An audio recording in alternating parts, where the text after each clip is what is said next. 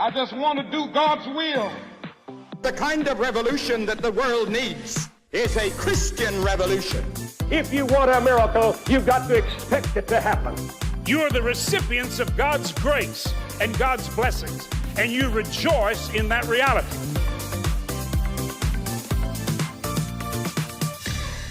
Welcome to Life Today Live. I'm Randy Robinson, and man, this is going to be a fun one. We got some Christmas stuff for you. We got some other interesting things for you. It's going to be a miraculous time. My guest today is Lee Strobel, and he's got a kind of reissue, updated version, along with a bunch of video stuff, Bible study for Christmas, and it's called The Case for Christmas by Lee Strobel. It looks just like this, and we'll tell you about more of the stuff that goes with it. And I know we're getting pretty close to Christmas here, but if you're looking to do something right up to it, there is a study that goes with it, great for small groups, Sunday schools, whatever. And maybe you're catching this later and you're looking for something for 2026. I know that these videos kind of hang out there. Always, this is one of those that it's seasonal, comes back. Christmas is always something worth talking about. And then we're going to tell you about a movie that's opening up in just a little over a week. But let's jump into it. Lee Strobel, welcome to Life Today Live. Hey, Randy. Good to see you again, my friend. You know, I kind of want, I do want to talk Christmas, but yeah, I'm kind of, a little excited about the movie that's coming out. Can we hit that real quick? It's called The Case. I'll show people the website. This is The Case for Miracles. Yes. And it's a movie going to be in theaters December 15th through the 18th. You can get your tickets. Right. It's a Fathom event. So what is this about? Yeah, it really looks at the question, is God still in the miracle business today? Does he really continue to intervene supernaturally in people's lives in the 21st century? And I think the answer is clearly yes. In fact, we deal with a lot of cases in the movie, not things that you read on the internet or hear in the hallways of the church, but these are well-documented cases where many of them published in peer-reviewed medical journals, documented by multiple medical researchers. And they're phenomenal. I mean, they are awe-inspiring. And we deal with the question, what about miracles that don't happen? You know, we pray for a miracle, it doesn't come the way we hoped it would, and how do we deal with that? So I think it's a fascinating topic, especially coming up on Christmas, because Christmas is a great miracle as well. Yeah, the ultimate. Yeah, okay, so the Case for Miracles movie. And by the way, we talked about this on broadcast. I think we may have done one of these as well, but there's you actually telling some of the stories is available out there for people to look for. But, I mean, drop into the theaters. And what a great kind of family thing to go do and inspire you and get you ready for. Yeah, and bring a spiritually curious friend, maybe someone who's a little skeptical about miracles. And then afterwards, you can have a conversation, then invite him to Christmas services at your church. You have this all figured out, don't you? Well, people are more spiritually open around Christmas. I mean, that's been documented scientifically, actually. We have more non-believers in church on Christmas Eve than we do on Easter. So it's a real opportunity to be able to tell people that this is not legend, make-believe, wishful thinking, or mythology. This is actually based on scientific and historical data.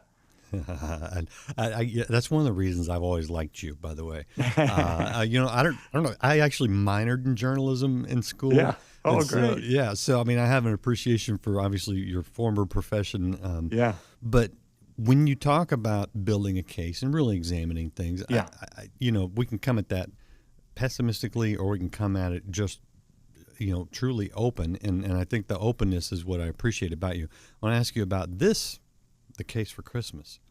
How do you investigate something 2,000 years ago and build a scientific kind of proven case for Christmas? Well, here you're looking largely at historical evidence. What is the historical data? It's interesting that 2 of the 4 Gospels give details about the birth of Jesus, but 2 of them don't. Yeah. And that's not a problem because every gospel doesn't cover every aspect of Jesus' life. Luke, who I love, he's my favorite gospel writer because he was a first century investigative reporter, basically. He said, I carefully investigated everything so I could write an orderly account about the certainty of what took place. It wasn't like on a dark night somewhere, make-believe, a long time ago. No, he's checking things out. He gives an account. And interestingly, his account is from the perspective of Mary. And we believe that may be because he interviewed Mary as part of investigation, or Joanna or Susanna, who we both quote or mentions in his gospel. He apparently interviewed them. So his account is from Mary's perspective. Then Matthew has an account from Joseph's perspective.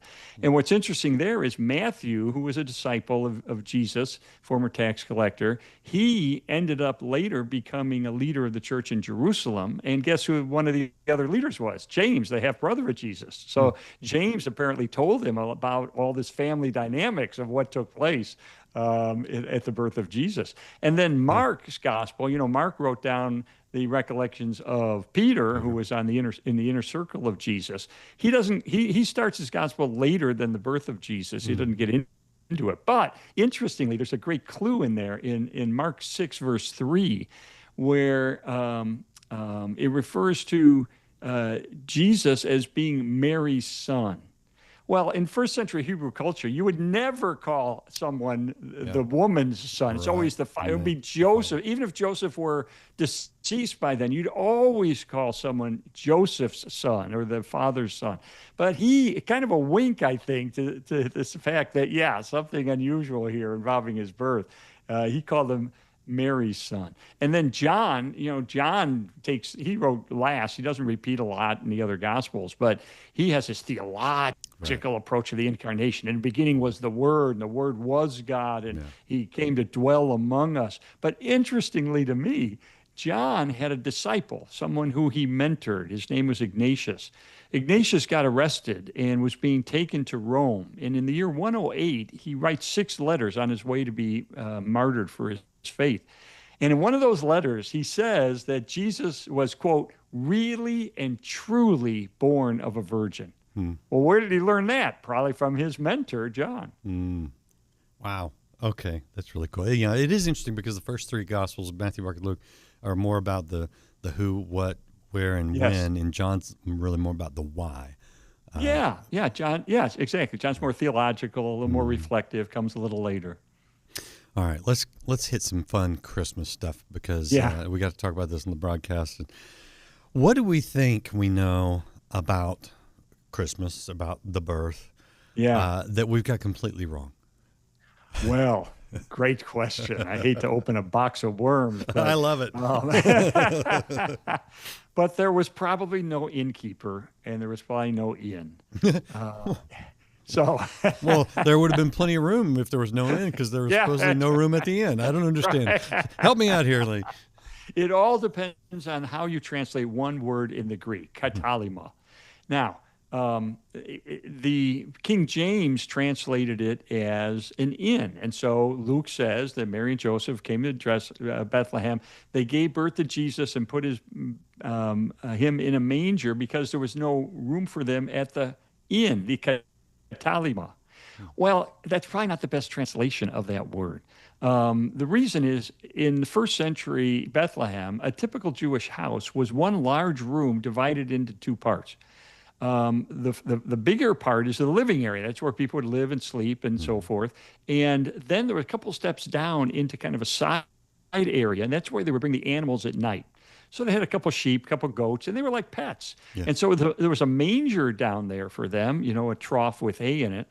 And there was also one in the living area, because often they would come up the few stairs into the living area. They're like pets, so they'd hang out. So they had a manger in there too. Well, the more wealthy people had a katalima, which was a separate guest room. It had a separate entrance. And so what apparently happened is Mary and Joseph came to Bethlehem because of the census. They knock on the doors of a relative and say, hey, you got any room for us? And they said, there's no room in the guest room, but come into the family room. And that's apparently where she gave birth to Jesus. And you know what? Some of the animals may have come up the stairs and hung out. And yes, there's a manger there where the baby would have been put.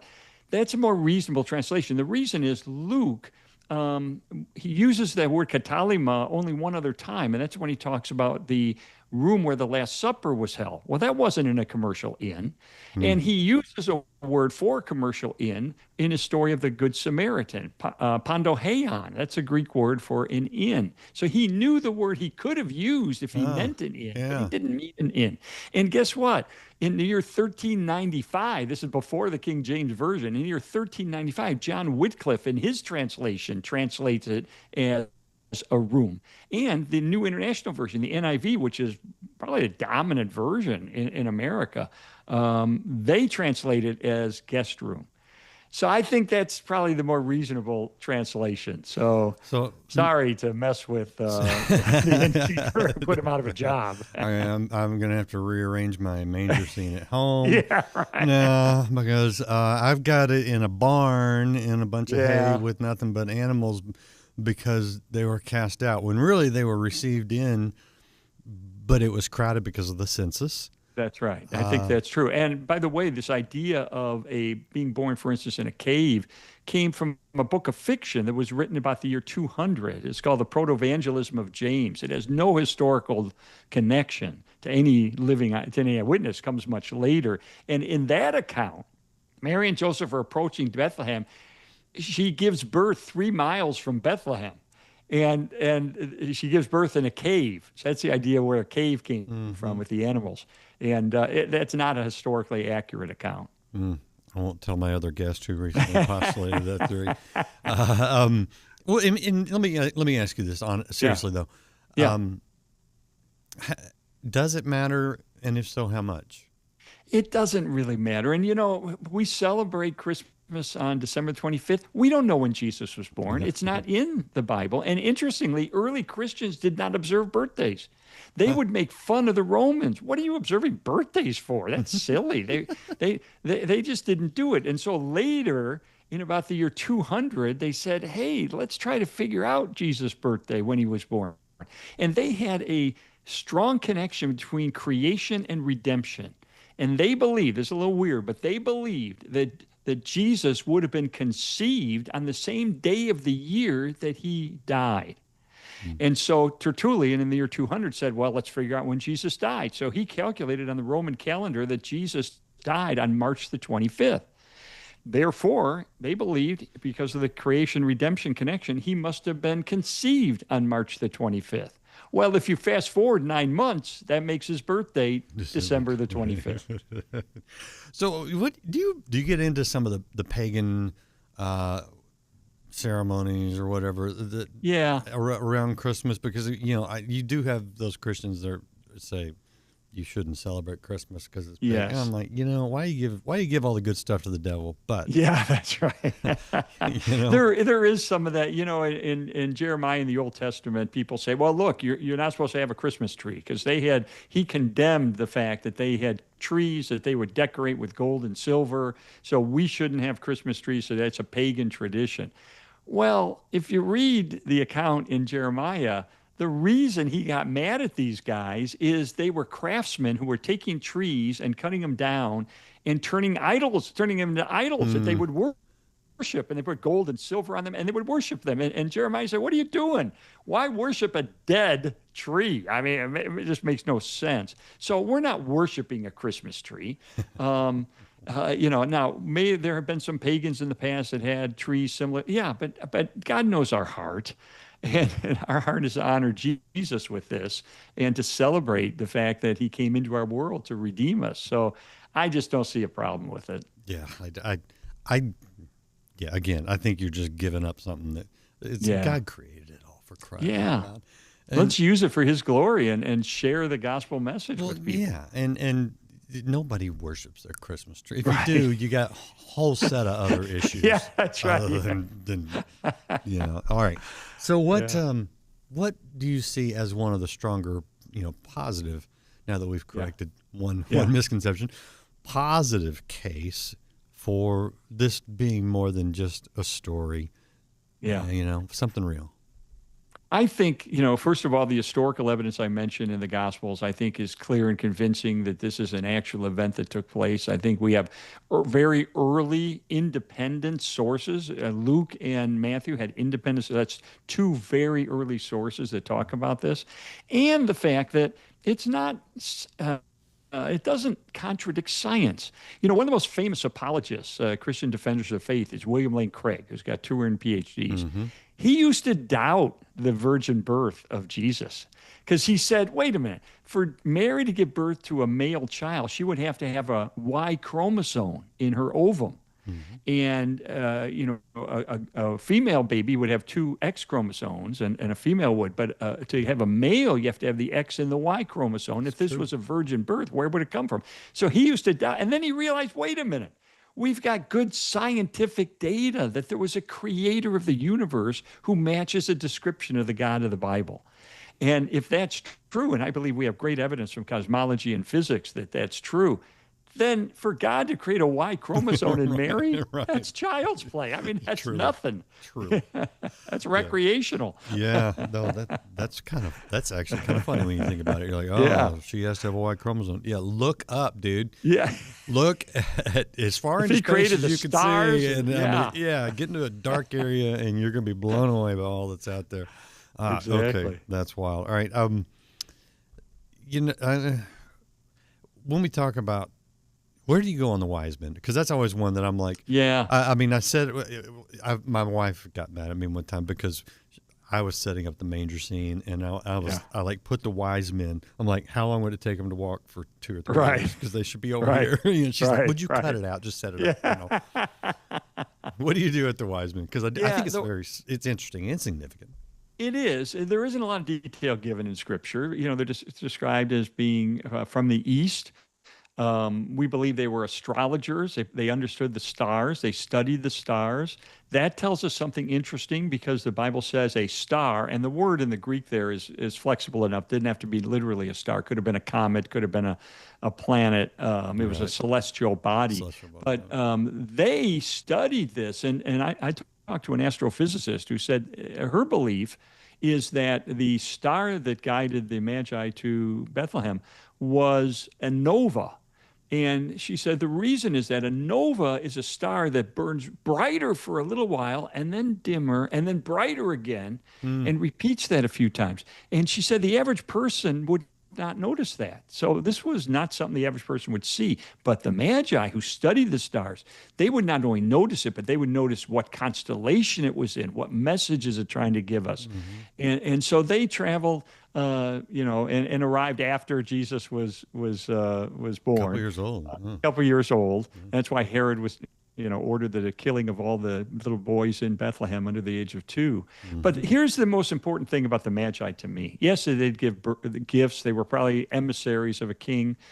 And interesting, one of the gifts is myrrh, and myrrh was used as an embalming spice in those days, almost forecasting the mission of Jesus to die ultimately for our sin. I think that's interesting.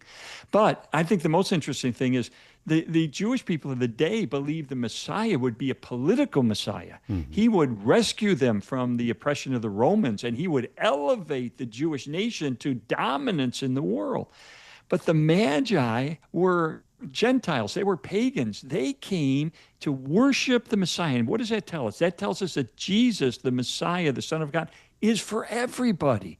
It is for the Jewish nation, but beyond that, it's for the whole world. And that's, I think, what the Magi symbolize the most, that this is for all humanity, the salvation that's available through Jesus Christ, even these pagans, even these Gentile astrologers. It's even for them. Well, we do, I think it says, I think it says, does it say they came from Persia? Does it specify? It doesn't specify, but we believe it was the Far East. Okay. And would have taken quite a while. And probably would have been more than 3 of them because you'd have to have an entourage to, it would have taken months you could definitely have a bunch of servants and support, kind of to carry them. There may be that connection, though, to another guy who was in Persia, who was an interpreter of dreams, who actually has a star prophecy that he talked about, and he taught the wise men. Could have been passed down generations from Daniel. Could have been. Yeah, I wouldn't rule that out. Yeah, interesting. Yeah. All right. So that is the case for Christmas. That's not all of it. That's part of the case for Christmas, I should say. The study. And again, just the fun conversation we're having, I think it's a great thing for small group settings, and you don't have to do it at Christmas. But that's all available wherever you get books. You can actually go, let me show you real quick. This is leestrobel.com. Looks just like that. Has his other book, Seeing the Supernatural. I mean, this is a lot of fun. But you get to write the fun books, Lee. Can I just say I do. I'm so blessed that I can choose a topic and run with it. Are you working on one now? I'm about to. I think, I'm going to be 74 years old. I'm getting toward the end of my ministry and life. Getting started. I wish. I'm planning to do, I did the book, The Case for Christ, in 2000, or actually 1998. And the next book is going to be the successor to that. It's going to be completely different, but to me, it's going to be my legacy book and probably come out in 2028. What do you take? I mean, you've had a wild life, really, in a lot of ways, and being able to sort of be the investigative journalist of biblical things and in taking a somewhat, I say somewhat scientific approach, because science is self-limiting to the natural, and that's great. What you can observe, what you can test, what you can repeat. But yet also using some of those principles to look at things that can't necessarily be observed with the human eye, but can be measured in other ways. Yes. I don't know. What do you make of your life? And that's a weird open question, but we've been talking about miracles. I think it's a miracle. I mean, 2 Corinthians 5:17 talks about how when we come to faith in Christ, the old is gone, the new has come, and that to me is a miracle. And if I was a drunken, profane, narcissistic, self-absorbed, self-destructive in many ways journalist at the Chicago Tribune. And running away from God, a strict atheist. When my wife became a Christian, and I tried to rescue her from this cult by disproving the Christian faith, and launched me on a 2-year investigation that convinced me that, wait a minute, this is true. And when I came to faith at 3 p.m. on November the 8th of 1981, the old was gone, the new has come. And my values, character, morality, philosophy, worldview, parenting, marriage, all these things transformed over time. I left my journalism career, took a 60% pay cut, and joined the staff of a church, never intending to write again. And then God prompted me, and I remember I could take you back to the place where I was taking a walk with my wife, Leslie, and she said, "Lee, why don't you write the story of how you came to faith, the evidence that convinced you?" I said, "Oh, honey, I don't think so." Nobody's going to want to read that. Nobody's going to want to read that. And then I thought, well, wait a minute, maybe that'd be interesting. And so that's what kind of launched it. And so it's been the great adventure of my life, has been because I get to sit down with these brilliant scholars with PhDs from Cambridge and Oxford and Brandeis and all these places, and ask them the tough questions I had as a skeptic, and kind of force them to put the cookies on the bottom shelf, in other words, make it accessible to people. Many of these scholars, they're wonderful people, and they're brilliant, but they're so smart. They can't communicate this stuff to everyday folks like me. Mm-hmm. So I just force them to the point where I can understand. I go, oh, I get it now. And then if I understand it, I figure everybody will understand it. And so I try to get those cookies on the bottom shelf. So, okay, I know you know the scripture. And I know you know the original language, where it talks about us coming to God as doulos. My Greek is terrible. Yeah. And we don't like to use that word because the word means slave. Yeah. And we don't like they were slaves to God. Yeah. And if we contextualize it strictly in a 21st century, Western, slavery to man is evil and awful and never good. The concept, though, is that I'm not my own, Paul would say in another passage. Like, in other words, when you give everything to God, it is a complete abandonment of your dreams, your desires, your old nature, all the things that you're talking about. And what is funny, and I know you see this now, looking backwards on your life, is that all the dreams that you had as a writer and an investigative journalist, you completely laid down to the point of even taking the pay cut. You won't say this without me prompting.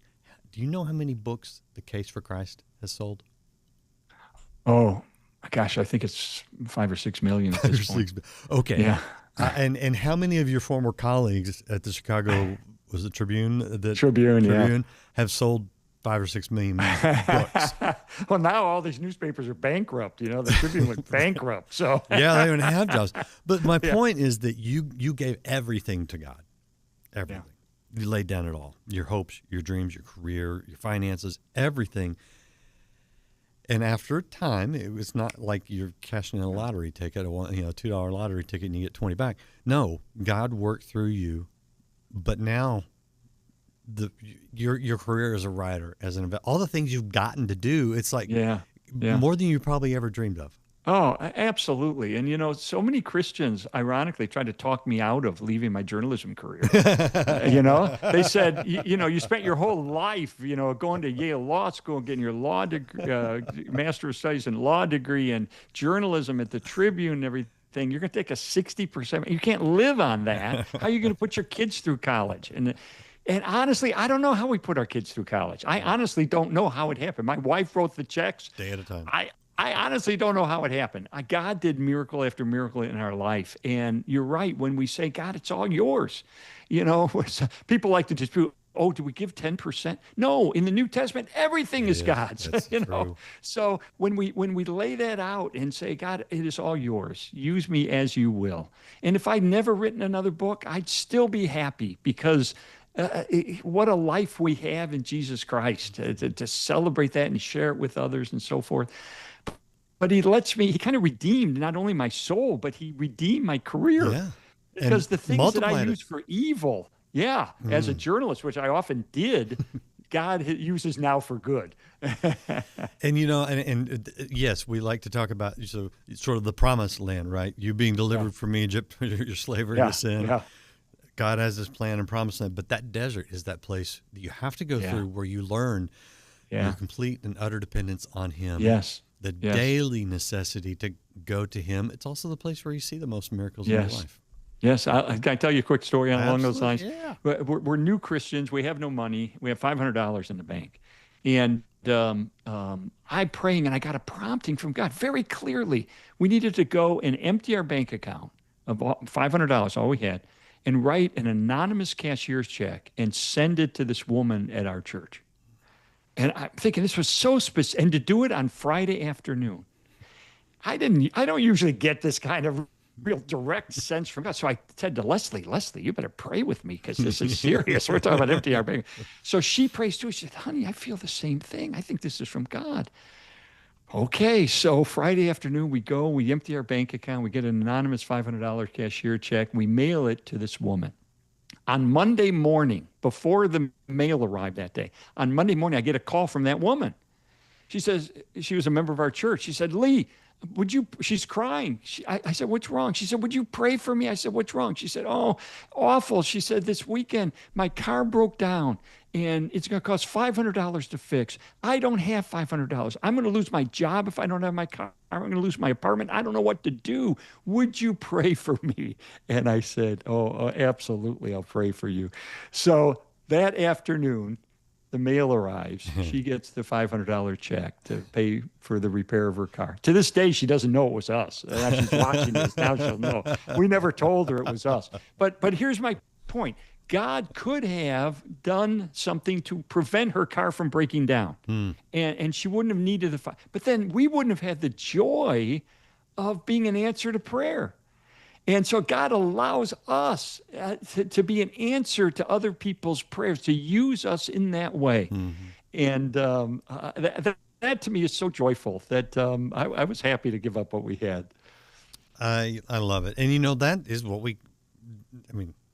depending on your language, there's something miraculous going on there, I would say. Yeah, I do too. I think it is. Maybe you could say it's a coincidence. Okay. But I think something that's specific. And why did God tell us to send the money Friday afternoon so she would get it on Monday because her car broke down over the weekend? Yeah. I think, there's too much evidence there. This is something more than just, eating a bad pizza and feeling like God wants us to go broke. I would wager to say that that's not the only story in your life. Yeah. That where you go. And that's what I think. I just think God has a sense of humor. I do too. I do. I think he's like, this is going to be fun. Yeah. You look back at that and you laugh and you go, oh, we had no idea. Yeah.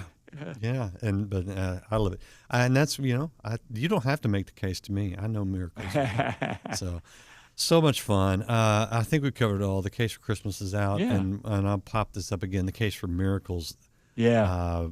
In theaters, December 15th through the 18th. You can go to Fathom Events, get your tickets. You can also go to the website for the specific film, which will take you to get your tickets, and that is thecaseformiracles.com. movie. So fun stuff, man. Lee, thanks again. Hey, great to be with you. Happy Christmas. Yeah, Merry Christmas to you too. I just think it's a wonderful time of the year. I even when I was an atheist, I loved Christmas. It was joyful. I didn't get why, but I sure enjoyed it. And now I see the why, and I enjoy it even more. Yeah, you see the why and the how, and you're explaining it Yes. to a lot of other people, and that's fun too. And as we're wrapping up this Life Today Live, we're moving on to do other great things with the stream at stream.org. I'll mention that. And I just want to say personally, you've come on so many times. Every time we've asked, I think, scheduling obviously plays into it, but you've been so gracious to spend time with us, and it's been a real pleasure. Thank you. Well, you're a friend, and I enjoyed chatting with you. I feel like it's just you and I having a great conversation. Well, and I hope we have some more. I hope we have some more. And if we can make it something for video for people to enjoy, then we'll do it. You keep up the good work and all that. All right. Good times. Lee Strobel on Life Today Live. Let's play some music, and let's tell you it's still not too late to subscribe. There'll be some interesting things rolling out here in the next few weeks. Have a great Christmas. Have a miraculous Christmas. Enjoy the season, and hit share so other people can see this. We'll see you again next time here on Life Today Live.